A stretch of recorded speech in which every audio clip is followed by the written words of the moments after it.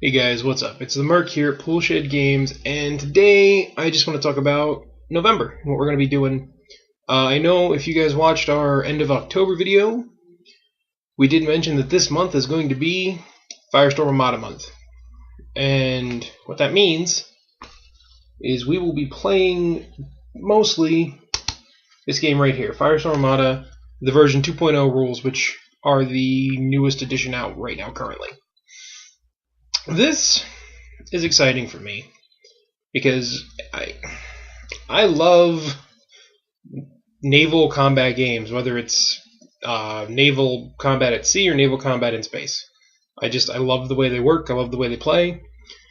Spartan Games has really been the one company that I have had the most experience with in these types of games.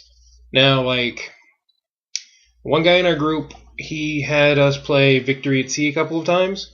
You know what, that game, if you're into it, is great, but for like me and most of the people in our group, there's too much math involved because you're plotting your courses, you've got to use a protractor, you've got to figure out degrees on the tabletop, you've got to plot torpedo courses, and you got to plot like 2 turns ahead. I'm in college, I don't want my games to feel like a college course.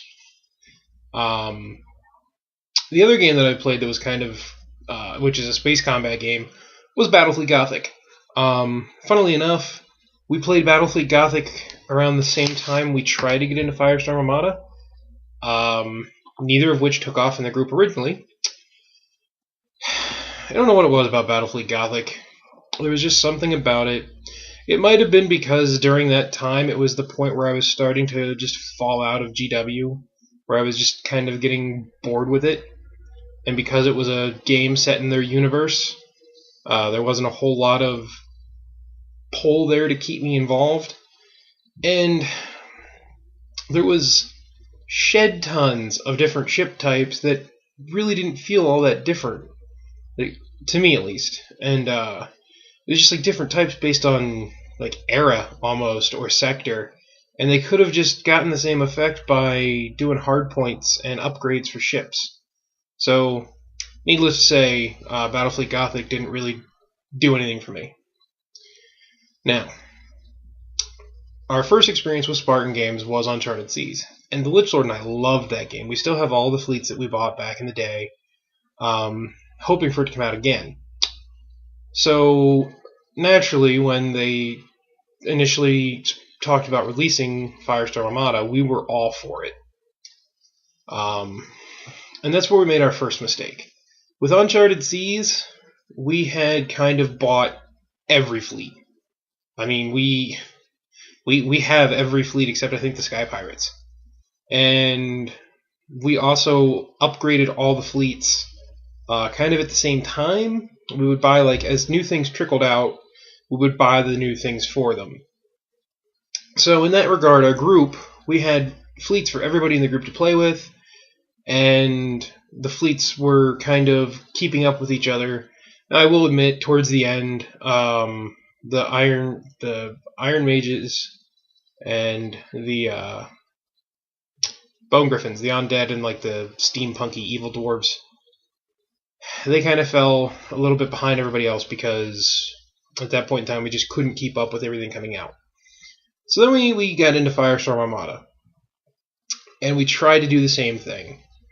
We bought the 4 initial fleets. We bought the Dendrenzi Federation, we bought the Terran Alliance, we bought the Cerulean Collective, and we bought the Aquan Prime. We bought the starter fleets and a carrier for each faction.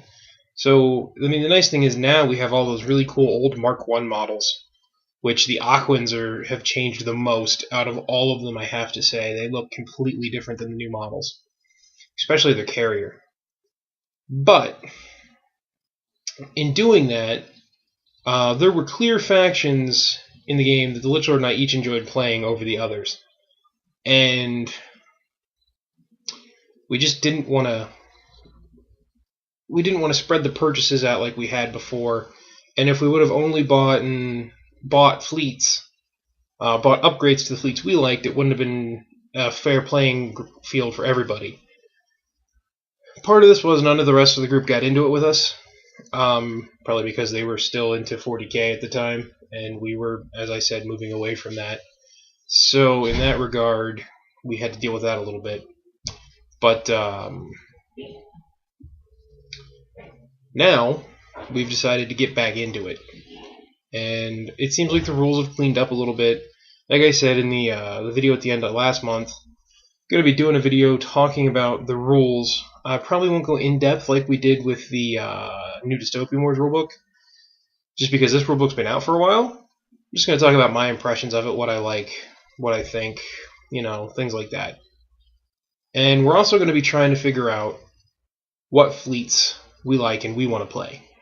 I know, like right now, I'm leaning towards the Ceruleans and the Terran, and I know the Lich Lord is leaning towards the Dendrenzi and I believe the Ralthulza. And if those are the fleets we like, those are the fleets we're going to buy. Those are the fleets we're going to upgrade and expand, and we're not going to focus on any other fleets. Which means if other people want to play, they can either use part of our fleet to get a feel for the game, or they can buy their own fleet. But it'll just make it more enjoyable for us in general. On top of that, the reason we're getting into Firestorm Armada again, to try to get a feel for the rules and play it, is Planetfall has been released. So hopefully what we want to do is we want to find the fleets we like in Firestorm Armada and just translate that into Planetfall by buying the ground forces that go with the fleets we picked. And part of the reason I think we're looking at the fleets we are is we like the way their ground forces look already. So we're kind of backwards engineering a little bit. But all in all, I'm excited to try it again. We have to find all our old tokens, but I mean the new tokens have changed, so I might just print new ones out. We don't have any SRS tokens, which probably won't be a problem. We can just use the ones from the old edition and put a die on them to represent what they are. But I think maybe this weekend we're going to try to play a game. It's a lot of work we got to put into our old ships, because back in the day, Spartan games and flying stands weren't the best of friends. So we have to kind of get a hand drill out a lot of the holes where the flying pegs go to reinsert them and make sure they fit properly, and just put some parts back on that have fallen off, because like I said, they got boxed up after we kind of quit playing, and they got put to the side. We kind of ignored them for a while. Now that we're getting back into it, we have some repair work to do, which is just pretty normal in the hobby. But that's pretty much it. I just wanted to kind of give a primer for what we're going to be looking to do. Also, because Thanksgiving break and winter break are this month into next month for winter break, I'm going to try to get some painting done, which means I'm going to try to undercoat the Terrans and the Ceruleans, and at least get them painted. One of them at least. Probably the Terran. I don't know. I like the way their ships look. They're very, I guess, Star Wars, kind of like Star Destroyer-y in a way. But that's something to look forward to. I'm going to try to get those painted up and get some pictures up. Maybe do a little video. Maybe do a video while I'm painting them. We'll try to do some after-action reports, talk about games that we've played. And that's pretty much it. So hopefully you guys liked the video. Hopefully you're excited for Firestorm Month, because I know we are. If you play Firestorm Armada and you have a favorite fleet, or you have any cool stories you want to say, share with us. Leave them in the comments below. And we will see you guys next time here at Bullshit Games.